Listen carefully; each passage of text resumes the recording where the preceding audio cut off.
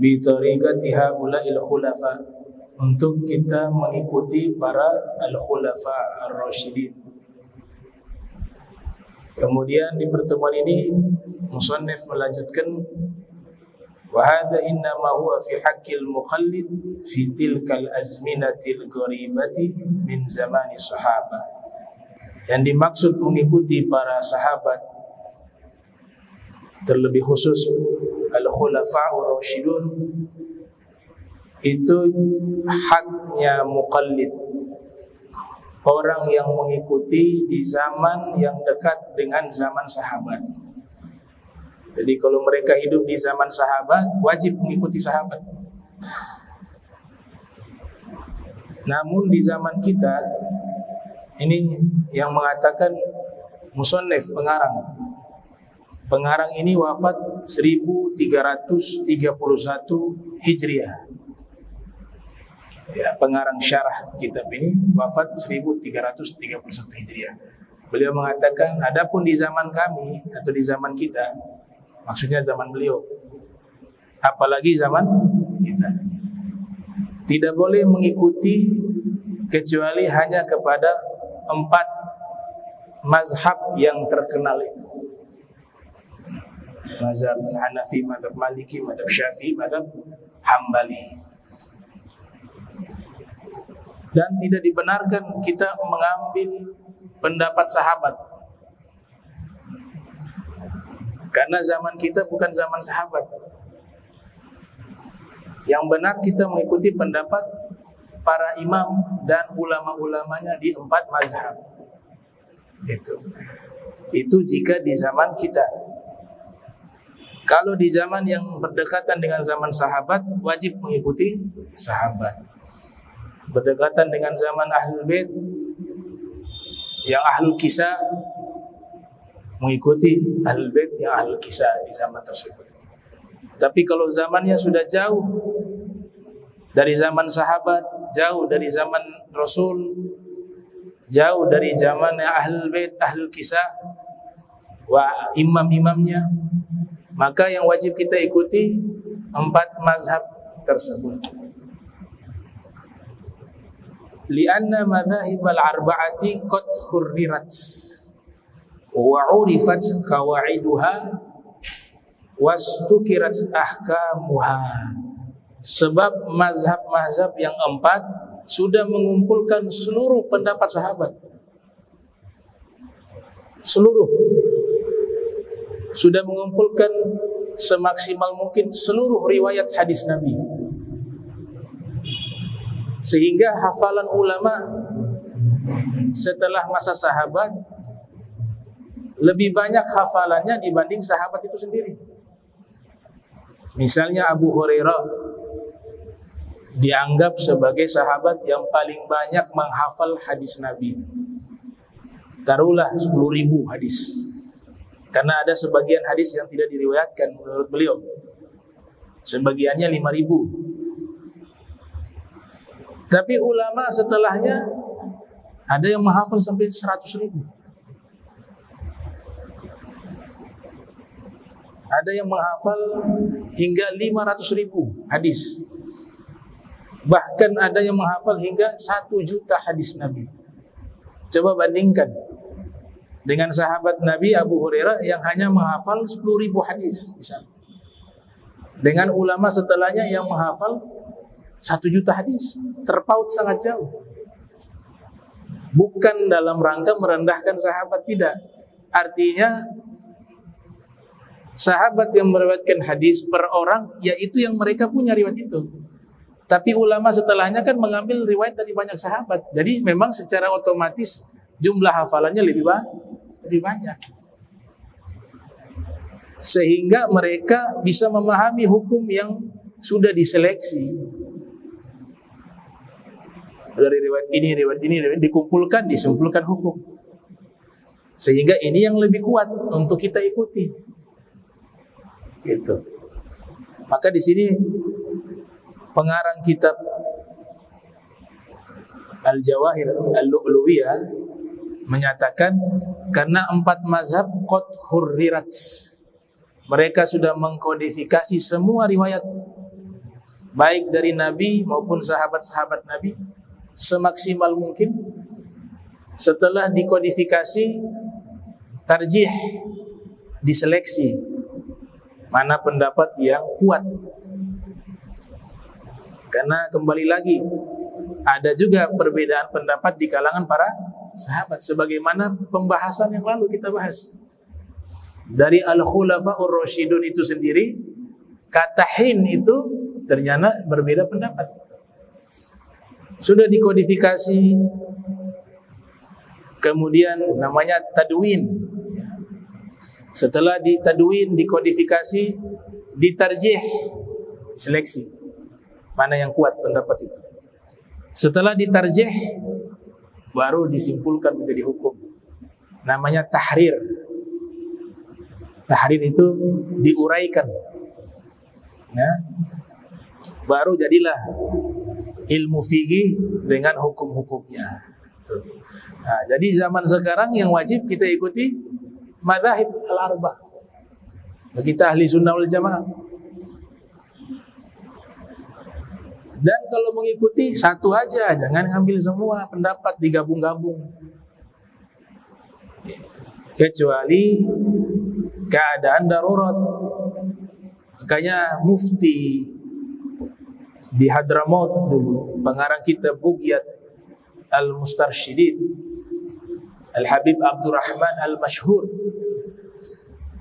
beliau melarang mengambil pendapat mazhab lain dengan tujuan tatabbu'ur rukhas. Mau cari yang gampang yang mana dari empat ini. Jadi ngambil pendapat mazhab yang lain tujuannya cari yang gampang-gampang semua. Itu dilarang.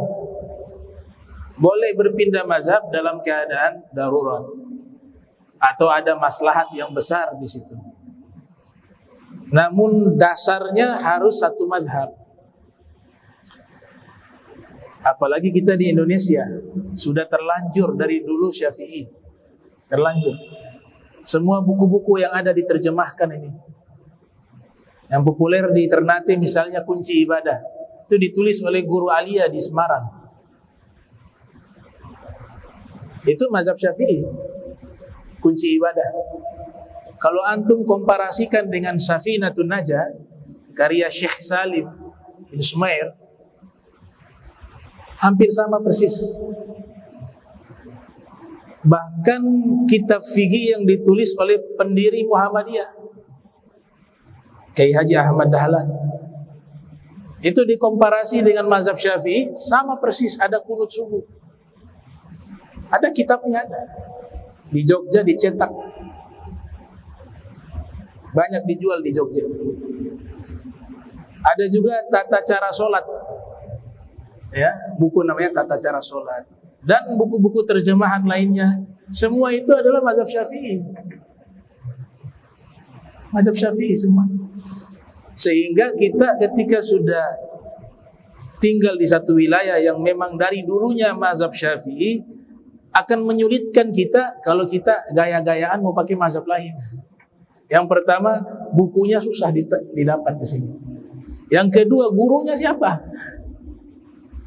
Ya, guru kebanyakan mazhab Syafi'i. Tapi belakangan ya banyak jadi mazhab yang lain sehingga jadi polemik, kurang bijak sebenarnya. Padahal ada satu maqalah dari Ibnu Taimiyah, beliau nukilkan riwayat dari Al-Ghadi Abu Ya'la Al-Hambali. Ini mazhab Hambali. Ada orang belajar ke beliau, Al-Ghadi Abu Ya'la, "Wahai Imam, saya mau belajar fikih." Kata Al-Imam Ghadi Abu Ya'la, "Kamu tinggal di mana?" "Saya tinggal di wilayah ini," disebutkan. Al-Ghadi Abu Ya'la faham betul, di wilayah itu mayoritas bukan mazhab Hambali. Kata Al-Ghadi Abu Ya'la, "Kamu jangan belajar fikih Hambali kepada saya. Jangan. Kamu cari gurulah yang semadzhab dengan daerahmu. Kalau kamu belajar mazhab Hambali, kemudian saya ajarkan kepadamu, ketika kamu kembali ke kampung halaman, kamu mengalami masalah. Yang pertama, ilmumu tidak bermanfaat. Karena kamu datang di masyarakatmu yang mereka semua mazhab yang berbeda dengan mazhab Hambali, otomatis mereka gak akan belajar kepadamu. Yang kedua, engkau akan memberikan masalah. Karena ada beberapa masalah yang berbeda secara teknis antara mazhab Hambali dengan mazhab-mazhab yang lainnya. Maka baiknya kamu belajar mazhab yang sesuai dengan mazhab yang ada di tempat tinggalmu. Itu namanya bijak. Sekarang kan tidak ada begitu. Yang sekolah ke luar negeri mau pulang Hambali, dipaksa Hambali. Yang Maliki dipaksa Maliki, kemudian disalahkan Syafi'i. Itu kurang bijak. Dan ulama dulu lebih bijak. Dulu di Masjidil Haram, zamannya Kiai Haji Hashim Asy'ari, beliau sendiri yang mengatakan, ada kitab beliau Risalah Ahli Sunnati wal Jamaah, kitab dari Kiai Haji Hashim Asy'ari. Di zaman dahulu kalau belajar ke Tanah Suci, semua ulama ada di situ. Dari disiplin ilmu yang berbeda, ada ahli hadis, dirasah fil hadis, ada dirasah fil fiqh, ada dirasah fi tafsir, dan lain sebagainya. Kemudian al-madzahib al-arba'ah, guru-gurunya ada di situ. Ulama-ulama dari 4 mazhab juga ada. Sehingga ketika murid-murid datang dari berbagai negara, guru-gurunya pasti akan bertanya terlebih dahulu, dari mana asal kamu? Bilang dari Jawa. Dulu di Indonesia belum ada nama Indonesia. Dari Jawa. Oh, jangan belajar sama saya. Saya mazhab Maliki misalnya. Saya mazhab Hambali. Saya mazhab Hanafi. Kamu belajar dulu tuh mazhab Syafi'i. Nanti jangan lupa kalau kembali ke kampung halaman, kamu praktekkan mazhab Syafi'i dan ajarkan mazhab Syafi'i di daerah. Itu ulama dulu tuh. Tapi kalau nanti sudah kuasai mazhab Syafi'i, boleh kamu datang sini menambah pengetahuan mazhab lain, boleh. Tapi kalau pulang praktek mazhab Syafi'i dan ajarkan mazhab Syafi'i, jangan ajarkan mazhab yang lain. Begitu dulu. Makanya semua ulama Nusantara yang hebat-hebat di masa lampau semuanya mazhab Syafi'i. Walaupun mereka itu sebenarnya mampu memahami mazhab-mazhab yang lain. Seperti Syekh Mahfud At-Tirmasi, pengarang kitab Dhi Mauhibah. Ada faqih. Tirmasi itu apa? Pacitan. Bukan Uzbekistan, Termes, bukan. Dulu ada salah paham dikit. Tirmasi ini jangan-jangan Termes kayak Imam Tirmidzi asalnya. Dari Uzbekistan, ternyata dicek oleh ulama Arab. Oh, ini bukan di Uzbekistan, ini di Jawa, Pacitan. Jadi ulama besar di Tanah Suci. Ada juga Syekh Ahmad Minkabawi. Ya, mazhab Syafi'i, guru dari Habib Hashim Al-Bar. Mazhab Syafi'i. Ada juga Syekh Nawawi Al-Bantini. Ada juga Syekh As-Sambasi. Oh, kathir, ulama-ulama Indonesia banyak. Semuanya apa? Mazhab Syafi'i. Tapi mereka paham mazhab-mazhab yang lain. Tuh. Itu namanya bijak. Ulama mutaakhir, Profesor Dr. As-Sayyid Muhammad bin Alwi Al-Maliki Al-Hasani. Al-Maliki itu nisbah kepada mazhab beliau. Beliau mazhab Maliki. Tapi lihat bagaimana Abu ya. Kalau murid-muridnya asal Indonesia, beliau ajarkan mazhab Syafi'i. Kalau muridnya dari Afrika, Maroko dan sekitarnya, beliau ajarkan mazhab Maliki karena sama-sama mayoritas mazhab Maliki. Kalau muridnya dari India, dari Pakistan, kadang beliau ajarkan mazhab Syafi'i karena ada juga di Kerala itu mazhab Syafi'i mayoritas. Tapi selain dari Kerala, itu mazhab Hanafi. Beliau ajarkan mazhab Hanafi. Dari Cina ajaran mazhab Hanafi. Sesuai tempat tinggal di mana tempat itu mayoritas mazhab tersebut, itulah yang akan diajarkan. Itulah yang akan diamalkan. Nah, sehingga dari zaman dahulu gak ada polemik. Semuanya satu. Sekarang aja jadi bermacam-macam. Ya. Nah, larangan mengambil beberapa pendapat mazhab karena tujuan mencari-cari mana yang lebih gampang, itu hukumnya dilarang. Namanya apa tuh istilahnya? Talfik, ya. Talfik. Talfik apa taflik? Talfik. Lafaka yulafiku talfikan. Talfik, mencampur adukkan mazhab. Akhirnya keluar mazhab yang baru. Itu yang dilarang. Nah, jadi jelas kita dituntut mengikuti satu mazhab. Alasannya memang dari dulu ya kita terimanya mazhab Syafi'i. Buku-buku yang ada di seluruh Indonesia kebanyakan mazhab Syafi'i. Guru-gurunya dari sejak dahulu mayoritas mazhab Syafi'i. Sehingga mempermudah diri kita mempelajari mazhab fikih. Ini mazhab Syafi'i saja kitabnya sangat banyak. Kita kalau mau belajar waktu kita habis, gak mampu semuanya. Dan mazhab Syafi'i termasuk mazhab fikih yang kitabnya paling banyak dibanding mazhab-mazhab yang lain. Ya, paling banyak. Lihat Imam Nawawi saja seorang diri itu ngarang kitab fikih ada Majmu' puluhan jilid, ada Minhajut Talibin, ada Rawdatul Talibin wa Umdatil Muftiyin, ada kitab rujukan mazhab Syafi'i Zubat, itu disyarahi saja hampir 20 kitab mensyarahi satu kitab namanya Zubat. Ada karangannya Syekh Hibatullah Al-Barizi, judulnya Az-Zubat fil Fiqh, disyarahi namanya Khulasatul Fathis Somad. Ada juga syarah dari Al-Imam Subki. Imam Syihabuddin Ar-Ramli, judulnya Fathur Rahman. Ada disarahkan juga oleh putra beliau Ghayatul Bayan, Syamsuddin Ar-Ramli. Disarahkan juga kitab Zubat oleh Al-Imam Muhammad bin Ali Al-Hubayshi berjudul Fathul Mannan. Ada juga syarah dari Syekh Ahmad bin Hijazi Al-Fashnawi berjudul Mawahibus Somad. Ada juga syarah dari Al-Waddah judulnya Fathus Somad. Ada juga syarah daripada Said Ahmad bin Muhammad Al-Ahdal judulnya Ifadah As-Sadati, Ifadah Sadatil Umat Bitakriri Ma'ani Sofati Zubat.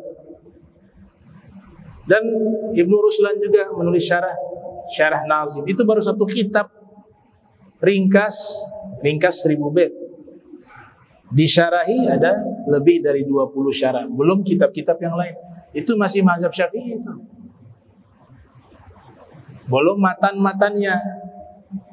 Kalau belajar dasar ada namanya Durusul Fiqhiyah.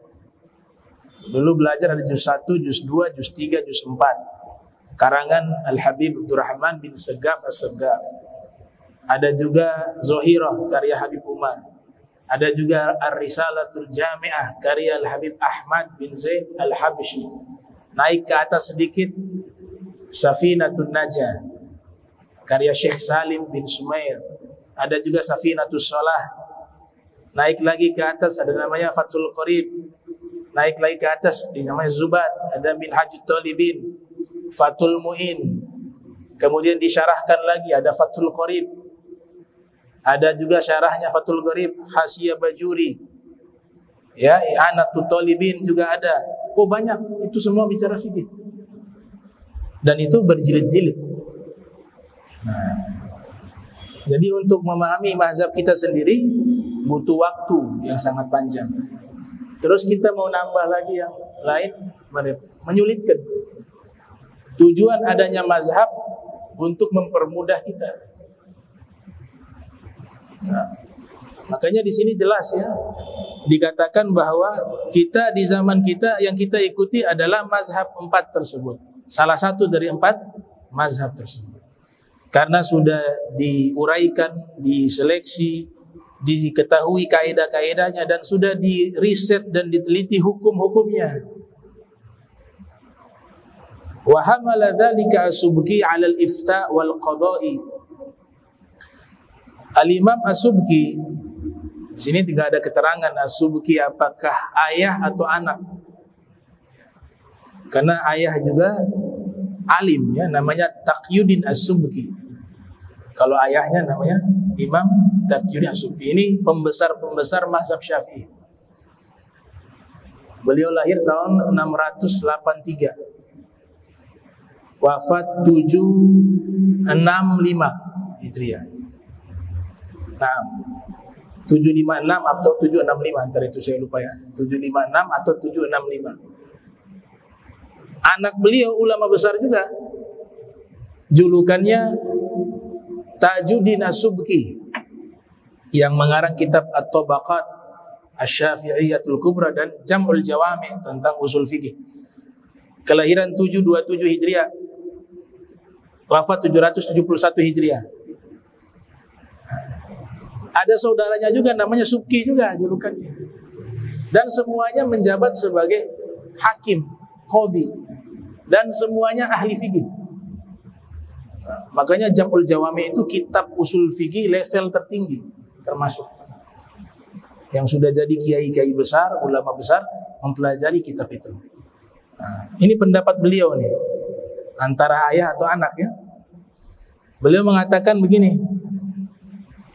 ketika berfatwa atau mengeluarkan satu pendapat hukum, amma fi amalil insan li nafsihi fayajuz walidha qala ba'dhum wa jazaa taglidun li ghairi arba'ah fi haqqi nafsihi fa fi hadha sa'ah la fi qada'in ma'a iftah dzukir hadha As-Subki al-imam mushtahir.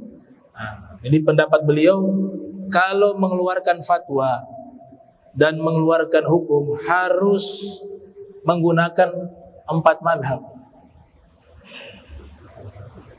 Tergantung dia mazhab apa. Tapi jika untuk amalan pribadi, boleh dia mengutip pendapat sahabat. Tapi tanda kutip ya, ini level ulama yang sudah level mujtahid, bukan orang awam. Selevel beliau. Karena mereka bisa tahu, oh ini pendapat sahabat ini kuat nih. Kita kan belum paham itu. Ibnu Mas'ud mengatakan, ma ra'ahul muslimuna husnan fahuwa indallahi husnun. Apa yang dilihat oleh orang muslim itu baik, maka itu juga baik di sisi Allah. Pendapat ini dijadikan dalil apa? Kesepakatan. Apa yang disepakati oleh ulama dan kaum muslimin itu baik. Nah, pendapat semacam ini ada juga yang pendapat sahabat yang berbeda dengan pendapat itu. Semua yang dianggap baik oleh orang muslim belum tentu baik.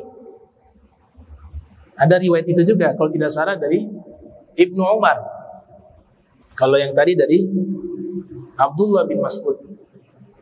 Untuk bisa mengetahui dua pendapat ini mana yang lebih kuat atau pemahaman yang benar, kita orang awam gak mampu.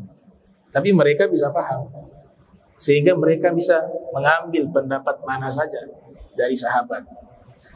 Nah, jadi kata beliau, kalau sudah level mujtahid, bisa dia ambil dalil langsung, secara langsung. Levelnya mujtahid. Tapi kalau levelnya muqallid, kita ini muqallid, maka harus ngikut kepada pendapat 4 mazhab. Salah satu dari 4 mazhab. Abdu alaiha binawajid.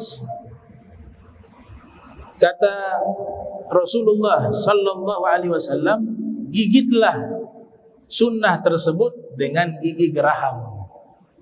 Di sini sunnah, padahal dimaksud di sini 2, sunnahnya Nabi dan sunnahnya al-khulafa ar-rasyidin. Tapi Nabi sebutnya 1. Karena itu satu kesatuan.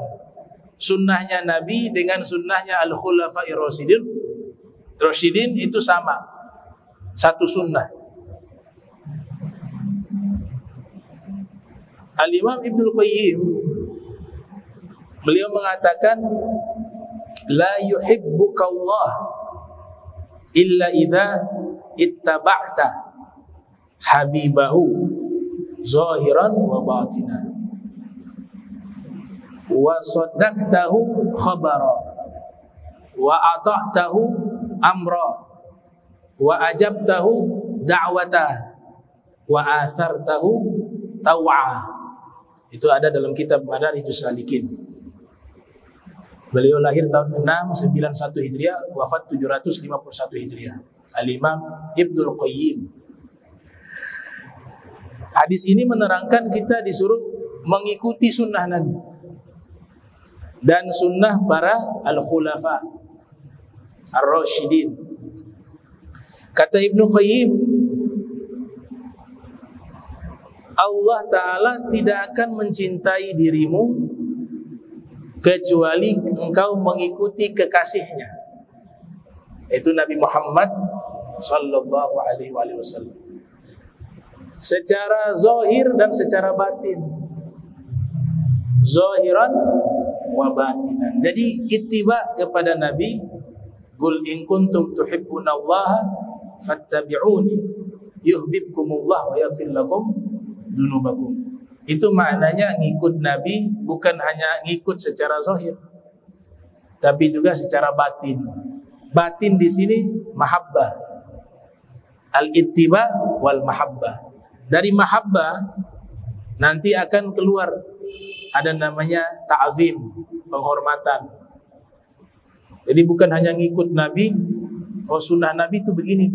Itu kan namanya ittiba secara zahir. Tapi batinnya, hatinya itu gak ada ta'zim kepada Nabi, itu belum disebut sempurna. Ittiba Nabi, tapi ceramahnya selalu kemana-mana bahas orang tua Nabi itu di neraka, masuk neraka, ayah Nabi kafir, ibu Nabi kafir, kakek Nabi kafir, nauzubillah min dzalik. Tapi ittibanya ikut sholatnya, klaimnya ngikut, padahal banyak yang gak diikuti juga. Nah ini hanya sekedar apa? Ittiba Nabi secara zahir saja, tapi batinnya dia tidak ikut. Makanya Ibnul Qayyim, Al-Imam Ibnul Qayyim mengatakan Allah tidak akan mencintai dirimu kecuali engkau mengikuti kekasihnya Nabi Muhammad secara zahir dan batin, zahiran wa batinan. Contoh, salah satu ulama ahli hadis namanya Imam Nasruddin Ad-Dimashqi. Beliau berfatwa bahwa orang tua Nabi itu dihidupkan oleh Allah, kemudian syahadat kepada Nabi, kemudian kembali meninggal. Imam Qurtubi mengatakan itu bukan hal yang aneh, sebab bicaranya ini mukjizat para nabi. Kalau itu aneh, kenapa dalam Al-Quran Nabi Isa diceritakan menghidupkan orang yang sudah mati? Harusnya Nabi lebih hebat dari itu. Terus kenapa dimasalahkan? Akhirnya beliau gubah syair tuh.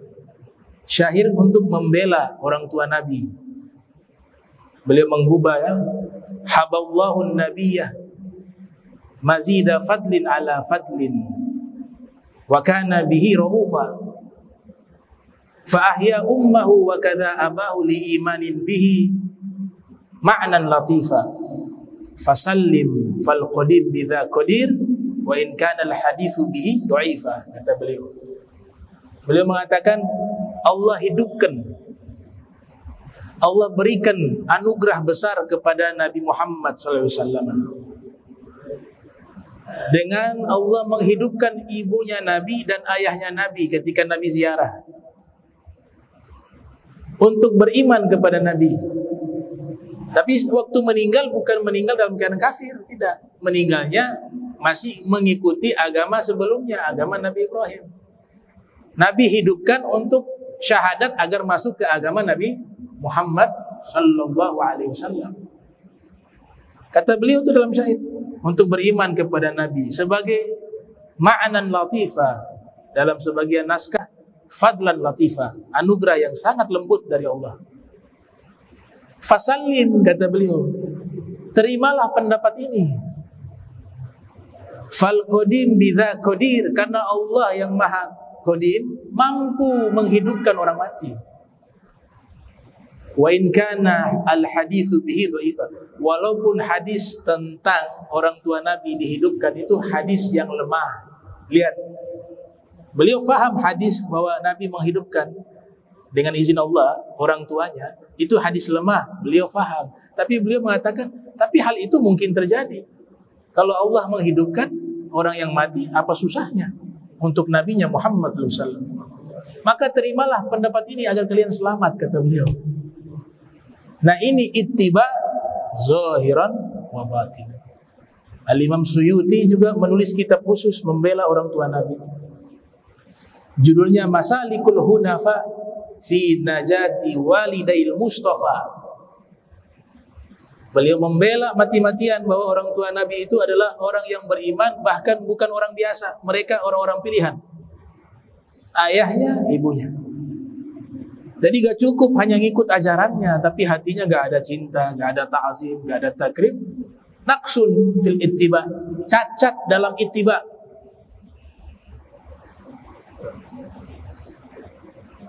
Kemudian beliau katakan lagi, kalian bukan hanya mengikuti Nabi Muhammad SAW secara zahir dan batin saja, tambah lagi, kata beliau, wa saddaqtahu khabara, harus percaya semua berita yang bersumber dari Nabi Muhammad SAW.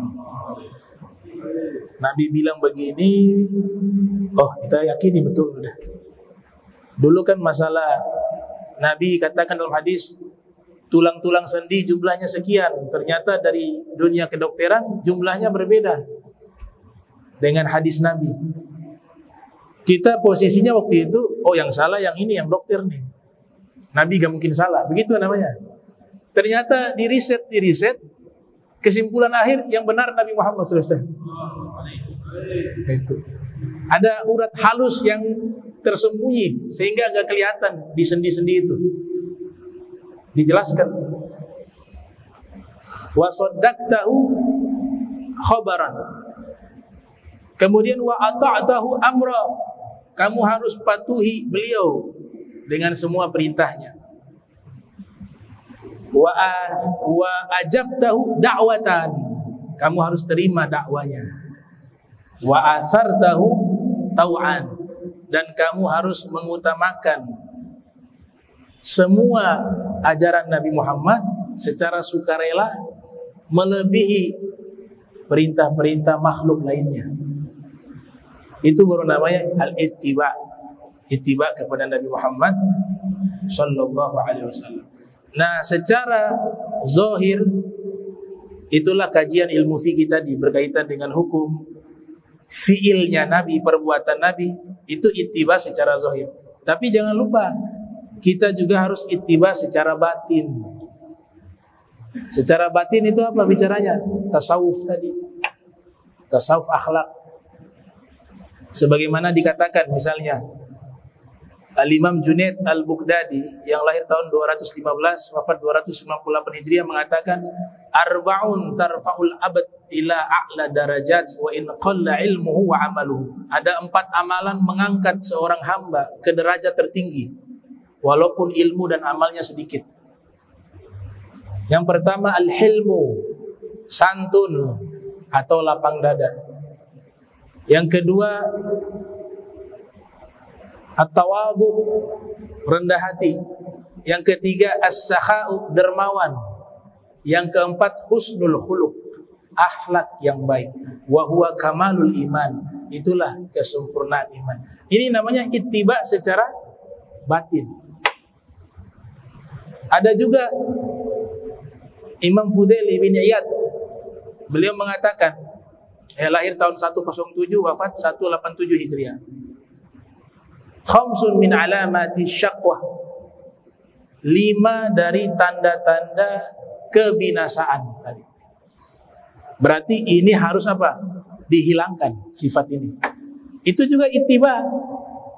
ittiba secara batin kepada Nabi Muhammad sallallahu alaihi wasallam. Karena semua tokoh-tokoh aulia wassalihin minal ulama wal fuqaha wal muhadditsin wal mufassirin wal mutasawwifin semuanya mengambil ittiba kepada Nabi Muhammad sallallahu alaihi wasallam.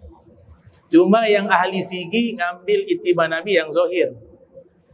Yang sufi, yang ahli tasawuf mengambil ittiba Nabi yang batin. Artinya tahassusnya. Tapi mereka prakteknya dua arah juga, zahir dan batinnya. Kata Imam Fudail bin Iyad, 5 dari tanda kebinasaan. Yang pertama kata beliau, ghazwatul qalb, keras hati. Orang keras hati gak bisa dengar nasihat, menolak, gak bisa khusyuk dalam ibadah. Summa qasat qulubukum min ba'di dzalika fahiya kal hijarati au ashaddu ghaswah. Kata Allah Ta'ala, hati kalau sudah keras lebih keras dari batu. Dalam Zubat dikatakan inna ab'ada qulubin nasi min rabbinar rahim qalbun qasi. Sesungguhnya manusia yang paling jauh dengan Allah, manusia yang paling keras hatinya.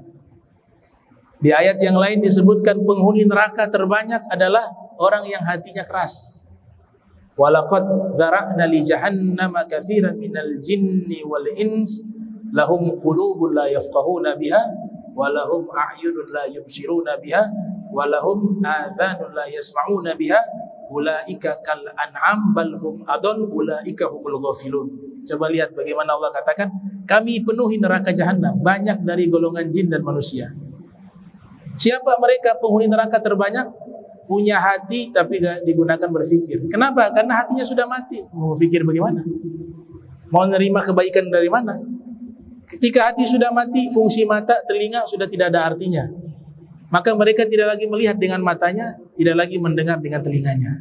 Ini yang pertama, yaitu kesialan, kebinasaan karena keras hati. Yang kedua, kata Imam Fudail bin Iyad, yaitu wajumudul ain, keras mata, sulit menangis karena Allah. Jumudul ain. Allah sifati orang-orang beriman wa yukhirruna lil adhqan wa yabkuna wa yaziduhum khusyu'a. Orang-orang beriman mereka bersimpuh, kemudian mereka menangis karena Allah, maka Allah tambahkan khusyuk bagi mereka. Jadi orang kalau nangis karena Allah itu khusyuk. Allah akan hadiahkan apa? Khusyuk dalam ibadah. Bahkan pentingnya menangis karena Allah, Nabi katakan apa? Kalau kalian menangislah kalian karena Allah. Jika tidak bisa, fa illam ibku, ya, ibku fa illam tabku fatabaqau. Menangislah kalian karena Allah. Jika kalian tidak bisa menangis, maka berusahalah untuk latihan menangis, kata Nabi Muhammad sallallahu alaihi wasallam. Wa fil hadis dikatakan ainani la tamassuha an-nar, 2 mata yang tidak akan terkena api neraka. Ainun bakat min khasyatillah, mata yang menangis karena Allah, wa ainun batat tahrusu fi sabilillah, dan mata yang terjaga di malam hari di jalan Allah Subhanahu wa taala. Yang ketiga kata beliau, qillatul haya, yang membinasakan adalah orang itu tidak punya sifat malu kepada Allah. Enggak punya sifat malu. Sehingga apa dikatakan dalam Al-Qur'an? I'malu ma syi'tum. Innahu bima ta'maluna basir. Silakan kalian lakukan sesuka hati kalian, kata Allah. Ketahuilah semua perbuatan kalian dilihat oleh Allah Subhanahu wa taala. Dalam hadis Nabi katakan, inna mimma adrakan nasu min kalami nubuwatil ula iza lam tastahyi fasna ma syi'ta. Ucapan-ucapan para nabi-nabi terdahulu semuanya mengucapkan kalimat yang sama. Apa itu? Kalau kamu tidak punya sifat malu kepada Allah, silakan lakukan sesuai apa yang kamu inginkan. Artinya disuruh maksiat, silakan deh. Gitu. Ini al-haya syu'batul minal iman. Sifat malu cabang dari keimanan. Yang keempat kata beliau, ar-rukbatu fid dunya. Dari hal yang membinasakan adalah terlampau cinta kepada dunia, lupa kepada akhirat. Itu juga membinasakan. Bal tu'thirunal hayatad dunya wal akhiratu khairum wa abqa. Ya. Dalam kitab Tadribur Rawi, Al-Imam Suyuti menulis bahwa ada pernyataan Imam Hasan Al-Basri atau Imam Malik bin Dinar mengatakan hubbud dunya ra'su kulli khati'ah. Cinta dunia pangkal dari seluruh kesalahan. Imam Ghazali merespon pendapat tersebut mengatakan fabi bugdiha ra'su kulli hasanah. Kalau begitu membenci dunia pangkal dari semua kebaikan. Nah, ini juga membinasakan. Yang terakhir tulul amal, panjang angan-angan. Yang kelima, terhadap urusan dunia sehingga melupakan kematian dan melupakan akhirat. Tulul amal itu sifat-sifatnya ahli kitab masa lampau. Allah katakan dalam Al-Quran, la yakununa kalladzina utul kitaba min qabl fatala alaihim al-amad faghasat qulubuhum wa katsirun minhum fasiqun. Jangan mereka orang-orang beriman sama seperti orang-orang yang diberikan kitab sebelum mereka. Mereka menjadi rusak karena angan-angan terhadap dunia terlalu panjang. Sampai-sampai lupa akhirat, lupa kematian. Akhirnya hati mereka menjadi keras. Dan banyak dari mereka menjadi orang-orang yang fasik.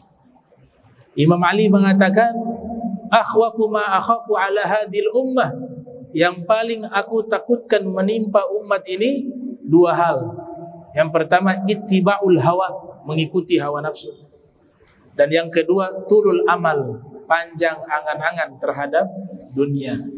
Fa amma ittiba'ul hawa fayasuddu 'anil haq.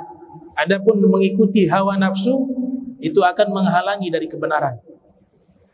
Udah gak lihat lagi, dia tahu ini salah, tapi karena ngikut hawa nafsu yang bertentangan dengan aturan agama pasti dilanggar. Dia akan menghalangi dari kebenaran.